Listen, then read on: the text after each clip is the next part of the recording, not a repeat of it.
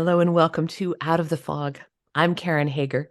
Each week at this time, we gather for spiritual conversation with enlightening guests, and I'm glad you're here. You can find out more about my work as an intuitive guide and spiritual teacher at karenhager.com. Now then, did you ever meet a narcissist? If you or anyone you know has ever been trapped in a narcissistic abusive relationship, trying to figure out what's going on and then moving toward healing and release can seem like an overwhelming task. My guest today is Dr. Tracy Kemble. She says that a narcissist wants to prevent their victims from leaving, and they do that by instilling fear and blame, guilt and confusion. But she says, if you can name what's happening, if you can see what's going on, you can get free. Are you ready to meet her? Dr. Tracy Kemble is a thought leader, entrepreneur, author, women's empowerment expert, and a survivor of narcissistic abuse. For the last 26 years, she's committed part of her life to help women heal from narcissistic trauma. She's the founder of the WIN Foundation, a nonprofit that offers programs of recovery for those faced with narcissistic trauma. And her highly acclaimed Reclaiming Me program has been healing and empowering lives since 1996. Her newest book is Narctionary, the Narcissistic Abuse Recovery Dictionary. You can find out more about Dr. Tracy and her work at drtracy.tv. Dr. Tracy, welcome to Out of the Fog. Thank you, Karen. I'm so happy to be here. You know what I love about your name, and I was so excited when I got asked to be on the show or invited to be on the show, is that there is actually something in the narcissistic trauma cycle where a trauma victim will actually suffer from what we term narcissistic fog or the fog. And what that stands for is because of the trauma, you end up in a place where you're operated by fear, obligation, and guilt. And we call that the narcissistic fog. So with the name of your show, I think this is a perfect synergetic meet. Oh, good. I'm very glad. I love it when it all comes together that way. I talk to people often in the work that I do who are in that kind of a fog. And as you get deep enough into this, it's hard to know what's real anymore. And I'm wondering, so let's start with, because narcissism is a word that we throw around a lot. If somebody's mean or selfish, we're like, what a total narcissist. But what is narcissism really? What is a narcissist? Well, that's a really good point, and it's been a point that's been coming up more and more. Is where does, as I like to say, where does a crappy day accompanied by our crappy behavior merge into somebody who's narcissistic? And the way that I describe that is this. So when you're speaking about narcissism, the word narcissism has been around for hundreds and hundreds and hundreds of years.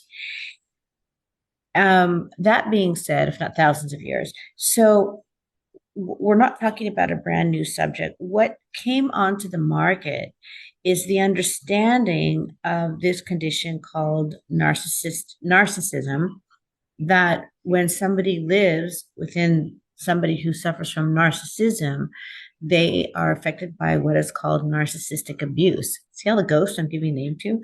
Yeah. So this a narcissist is, we all have narcissism in us. We all have what we all need to have what is called healthy narcissism. And healthy narcissism, imagine my hands are directly right in front of my décolleté, heart and soul area. We all need a healthy narcissism that stays right there. And that allows us to keep the good in and push the bad out. Narcissism is a spectrum disorder. It's not like being pregnant. It's not like, either you are or you're not.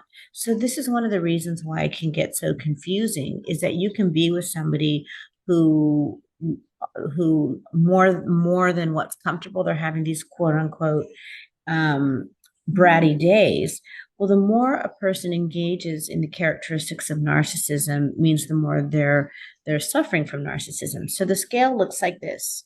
In the middle, there's healthy narcissism. As it merges on up the right-hand side, it then merges into narcissistic characteristics. And narcissistic characteristics are very difficult people. You're just exhausted by the time that you step away from them. As it continues to go on up the scale, it then goes into narcissistic personality disorder. Now, this is where you can be diagnosed by a professional. And to actually get a diagnosis, you do need a professional to diagnose the narcissist. And these are very, very problematic people. As it continues to move on up the scale, it then merges into antisocial personality disorder, i.e., sociopath and psychopath. And these are dangerous people that we need to stay away from. Now, the very interesting part about this scale that is only new information on the recovery market, and it's everything that I built my recovery programs on, at the opposite end of narcissistic personality, right? The opposite side of that pole is a condition called self-love deficiency disorder. And it is only by healing your self-love deficiency disorder that you will be able to disengage from the narcissist and the narcissistic abuse. That's so challenging because I would imagine a narcissist wouldn't be that interested in helping me love myself more, because the energy of the narcissist would be more focused on, I'm assuming, attention on them or things that serve their agenda. So if I am living with self-love deficiency disorder, that's going to be, I would think, compounded, amplified by, and also serving the relationship with a narcissist. Well, that's exactly what happens, is that there's only two types of personalities that can sustain a narcissistic relationship, and that is a narcissist with a narcissist. And I always joke around and say, but they end up breaking up because they all fight for the mirror. And then the other one that is the long-term running relationships is a narcissist plus a self-deprecate, i.e., somebody that suffers from self-love deficiency disorder. And earlier when you said, gosh, I think that the narcissist, would want to keep me down, the answer is absolutely. The narcissist not only wants to keep his or her victim down, the narcissist has to keep his or her victim down. Why? Because that victim is giving the narcissist their fuel for living, which is called fuel source, which is called narcissistic fuel. And so without us praising and worshiping and drinking the Kool-Aid of the narcissist, or without us crying and on the floor and reinforcing to the narcissist how powerful they are in our life, they need us in that position in order for them to feel alive, because a narcissist is like a battery, a cell phone battery, in that when that battery goes down, they feel like they're literally going to evaporate. And the way that they stay, quote unquote, charged is by fueling, i.e., taking energy, attention, accolades from people or situations around them. So what happens if I'm in that kind of relationship? I realize what's going on and I begin to withdraw the fuel. Couldn't that get dangerous? Yes, it can. It's, the average human being doesn't like change, right? The average human being doesn't like change because most of us live in habit.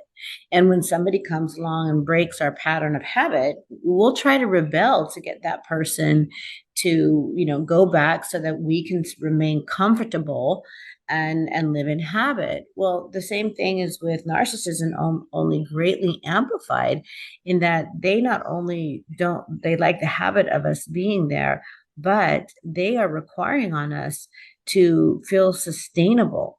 And so when we withdraw, the first thing they're going to do is they're going to come on 10,000 times stronger and try to do whatever it takes to keep us from not leaving. And if we do leave, normally it's then accompanied with them love bombing us and trying to do whatever it takes to win us back. But the problem is once they win us back, because abuse has a cycle, it will never go back to the wonderful points that the initial part of the relationship were. And I'd imagine that part of the draw to stay may be the hope in the non-narcissist that if they can just fuel the narcissist correctly, if they can just do what's required of them, if they can just like be a better person or change or something, that then they can get back to the way it was in the beginning. They're trying to earn their way back to that love. Well, that's a common misconception. You know, that can happen with normal relationships when somebody makes a mistake and they think like, oh, dang it, I really hurt the person I love. First off, a narcissist doesn't have that thought. If they do something to hurt you, they go, woohoo, that felt good, man. Look how powerful I am. Huh. A normal person will be like, ooh, they'll have this thing called empathy, and they'll be like, oh my God, I hurt the person I love. And they're going to want to make amends to help heal the trauma wound that they caused. And allow me to say, this is to happen few and far between. Especially as adults, we're not supposed to go around hurting each other. So the more mature you are, the less that rule applies. You know, we should be hurting each other as our own human beings because we are all here on our own journey that nobody owns but us, right? So that's a totally different show, though. Right. um, so what happens though is the narcissist. There are three cycles. There are three phases in the narcissistic abuse cycle. Phase number one is the golden phase or the honeymoon phase or what I call the dream boy and dream girl phase. And that is when the narcissist finds their target and yes, they scope them out and they will do whatever it takes to make this person fall in love with them. They will future fake, they will love bomb, they will have fake empathy. And what that means is they will listen very carefully to your conversations and try to identify the most vulnerable parts of their life with something that has also happened to them. And then you think, oh my gosh, this person really gets me. They're very, very clever. So this honeymoon phase, the dream boy, dream girl stage, it can last for up to 2 years. And then what happens is all of a sudden, because it's built on a faulty foundation and the narcissist is wearing this friendly mask, the mask, it's called mask slipping, and the mask will start to slip. And so what happens is that narcissists are very, very emotionally immature people. And so they're like children, if you've ever had a child and you come home and you're all excited because you got your child their favorite toy. And in about a week or so, they're over it and they want something new, right? If not even the afternoon. Well, that's how the narcissist sees their target, is that this is a person that they're all enamored with in the beginning.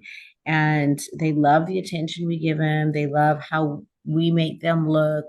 They love our empathy. They love our feeling. They love our light. And so we build and they pedestal us and they just make us feel like the most special person in the world. And that really hits home with us because the only type of a person that could be attracted and to stay within a relationship is a wounded empath, is somebody who has that great need to be validated in love and not abandoned by another person. And so the narcissist talks all these buzzwords. And what happens is so that will last for about up to 2 years. And just like that little child who gets bored of that perfect toy, that's what happens to the narcissist. Just one day, all of a sudden, everything that you do, it's just not enough. They're bored with that infusion, and so now they need a different infusion. And this is when they switch gears and they enter into phase two, which is called the degradation stage. And in the degradation stage is when they start all of their shenanigans, or i.e., their abuses, that can really cause trauma on the victim. This is when they start to gaslight. This is when they start to blame shift. This is when they start just doing all the many things that they do, and it will what the reason that it happens is that they feel like they've got you in their clutches. You have officially been onboarded to the cult, and now they're going to keep you there, and they know that in order for you to stay in the relationship, they have to break you down. And so that's what they just begin doing, is to break down, make you feel less confident, make you feel more invisible, make you to the point that you're chasing the love that you used to have, which it's never going to come back, because the golden period, if it does come back, it comes back for a day or two. And then in a matter of a short time, that the cycle will begin. And then the third part of the cycle is called the discard. And in the discard is literally when the narcissist has had enough for you. They have probably found something else that will fuel them more, and they literally put the person that has sat there and taken their crap for life out like trash, Oh, with no explanation.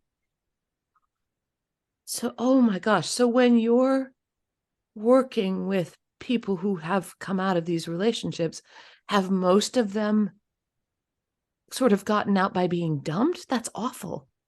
It's with a narcissist, there's two exits only. There's the great discard, and then there's the person who is can hardly breathe anymore, and she's so debilitated that she's reaching out for help, to figure out what's wrong with her. And the saddest thing about it is that many times, what's quote unquote wrong with her doesn't have a name. And so that's what happened to me when I first went into therapy, and the therapist did what the therapists do, which is, why are you here? And I said the only way I could describe what was happening to me is, I said, well, I feel invisible, and my mind feels like it's made of mush. And that's the only thing that I could describe myself at. And it took a while. It was before narcissism, narcissistic abuse, narcissistic trauma, et cetera, were so popular in our vocabulary. But it took a while. And then finally, one day, somebody connected some of the dots and introduced me to the concept of a narcissist and narcissistic abuse. And many years later, here I am, making sure that people get that information sooner rather than later. You're listening to Out of the Fog, and I'm talking with Dr. Tracy Kemble. She's the author of Narctionary, the Narcissistic Abuse Recovery Dictionary, and you can find out more about Dr. Tracy and her work at drtracy.tv. That's DRTRACY.TV, drtracy.tv. So, Dr. Tracy, are narcissists suffering too? Are they? I'm hearing this hunger to be fueled, and are narcissists suffering too, or is that sort of not a thing? No, it is a thing. If you dig deep into this condition, one of the reasons why a narcissist and a self-deprecator, somebody who suffers from self-love deficiency disorder, bond, is because they are opposite sides of the same coin. And what I mean by that is that, I'm a full believer in honoring the laws of the universe and the law of polarity. And this is a classic example of the law of polarity. The coin that bonds the trauma victim and the narcissist together is trauma. Both of these individuals as children experienced some sort of familial, and I mean the family unit that you grew up in, the environment that you grew up in, abandonment or trauma. And most likely, especially in the world of narcissism, that there was a narcissist within that family. And as I always tell people when I speak on this subject, is no children in a narcissistic family unit come out unscathed. Mm. Every child comes out with certain trauma wounds. And what I have found in my research is that when within a narcissistic family unit, there are several things that could happen to the children. One child could be considered the golden child, and the golden child is the one that the narcissist literally worships, and that child does no wrong. This is the child that normally grows up to become a narcissist. Doesn't mean that that child feels necessarily loved and they don't get the abuses. But the interesting thing about a narcissist is that, and a lot of people don't know this, a narcissist doesn't see other people as individuals. They see other people, i.e., their spouse, their partner, their children, as an extension of themselves, as an appendage of themselves. And so if they do something that the narcissist considers embarrassing, that they will go after and attack that person because they feel that they are damaging their reputation. So it's quite a complex thing, but to make a long story short, so in a family unit, there's the golden child, there's the invisible child, there's the jokester child, there's the scapegoat child.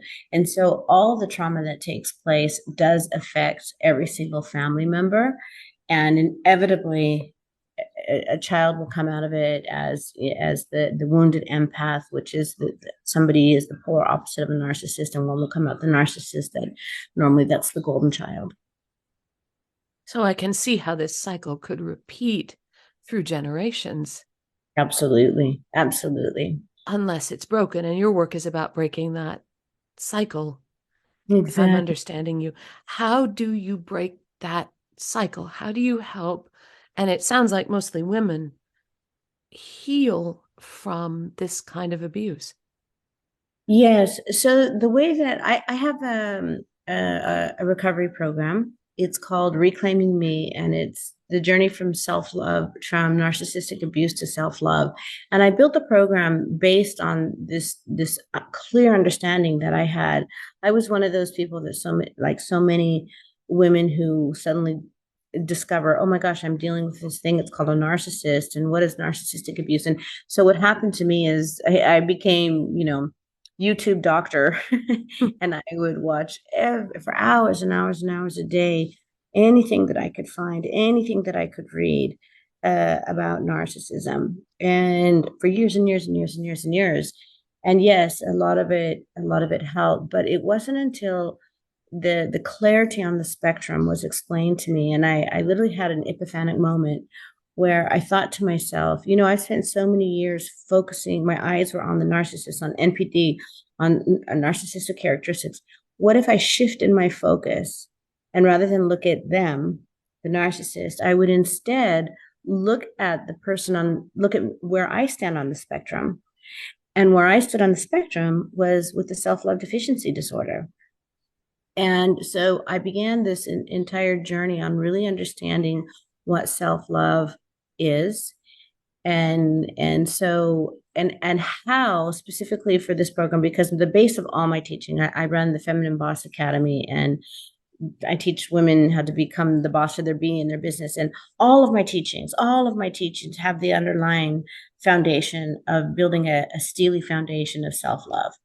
But specifically with the Reclaiming Me program, I developed a program that is based on repairing your self-love in light of the trauma that you have experienced from narcissistic abuse. So I'll share a little bit about the program very quickly. It's a 6-part module. The first part of the module is called "What is this?" and there's where we give name to like this ghost that's been haunting us. The second module is called "What Happened to Me?" And in this module, I've identified 13 of the most common, I call them shenanigans. You can call them abuses that the narcissist does to their victim, and how these psychologically, mentally, emotionally, and physically and financially can affect your life. The third module is called Love and the Narcissist. And after we do all the outside work from module 2, we then go inside of ourselves, and I answer and examine the questions. Why was the narcissist attracted to me? I answer in the next class. Why was I attracted to the narcissist? Right. In the next class, why, when all signs said no, don't do, I didn't walk but ran back as fast as I can? What are trauma bonds? Why do I stay? And then that class ends with more of a spiritual experience about having to cut the spiritual ties with narcissism. And people say, oh, can there really be spiritual ties in in a relationship, and I'll say, well, how many times did you think about that person? The phone ring, or that you got a text. There are definitely spiritual ties that need to be broken.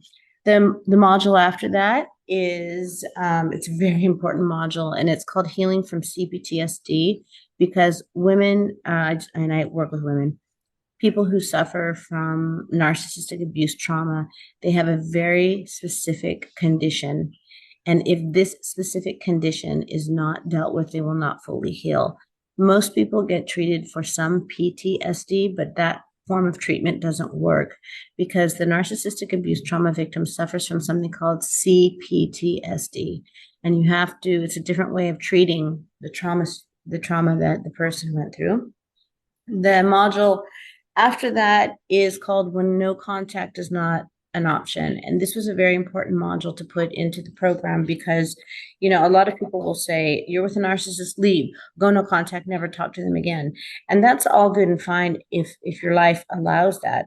But what if you're co-parenting? What if your narcissist is a boss? What if your narcissist is your child or your sibling? How do you handle narcissists are not going to go away. So how are you going to handle living and holding on to yourself if you have to come in contact with the narcissist? And then finally, the last module is called Life After Narcissistic Abuse. And it's all about learning to live and love and dream again, and self-care, that when you find yourself maybe slipping into old habits, you'll know how to reboot yourself and bootstrap yourself back to wellness. It's a 1-year program. We've been doing it, believe it or not, for 30 years, never missed a week. And it takes place twice a week, every week on Zoom. In just the couple minutes we have left, I'd love to ask if there's somebody listening right now who hears themselves, recognizes themselves with the self-love deficiency, who recognizes in their relationship that they may be in a relationship with a narcissist. Is there something that you can share that they could do right now or focus on right now that might help open the door to some healing? Yes, I want to just a few. I'm going to give you just a few mantras that I use in my life. First off, love doesn't hurt. And if you're with somebody that's making you hurt or making you feel in the blur, that's not love. Secondly, you were not put on this earth to make another person happy or comfortable with you. That is another person's job. Your job is to learn to be happy and comfortable within yourself. You have been put here for a unique journey on your own, and you are not obligated to sacrifice your life for anyone. And the third thing that I would like to say is that I call them my memos from Normal Land. If something in your life feels crazy, well, let me say it this way. Crazy people don't know that they're going crazy. So if something in your life feels crazy, it means there is something in your life that's crazy and needs to be fixed. And we have a program that can help you undo the crazies, because love never makes you feel crazy. Dr. Tracy, thank you so much for talking with us. It's good information. Can you let the listeners know where they can pick up the new book? Oh, thank you very much. So my book is called Narctionary, and it's available on Amazon.com. And you can learn more about that. And you can also find our classes on drtracy.tv, and or find me on Instagram at Dr. Tracy Kemble. Love it. Thank you so much for talking with us today. Thank you so much. Have a good day. Thank you. I've been talking with Dr. Tracy Kemble. She's the author of Narctionary, the Narcissistic Abuse Recovery Dictionary. You can find out more at drtracy.tv. That's DRTRACY.tv. And of course, you're always welcome over at KarenHager.com. It's a great place to find out about upcoming classes and events. You can even book a private session there if you are so inclined. And if you look for me on Instagram, you'll find me there as Fog City Psychic. You can get more out of the content, more out of the Fog content there. You can also get blurry photos of, of jigsaw puzzles in progress, beautiful things from my walks with Maisie the dog, and lots more. Thank you for listening today. Together, we are spreading a little more light in the world, and a little more light is always a good thing. Until next time. I'm wishing you peace.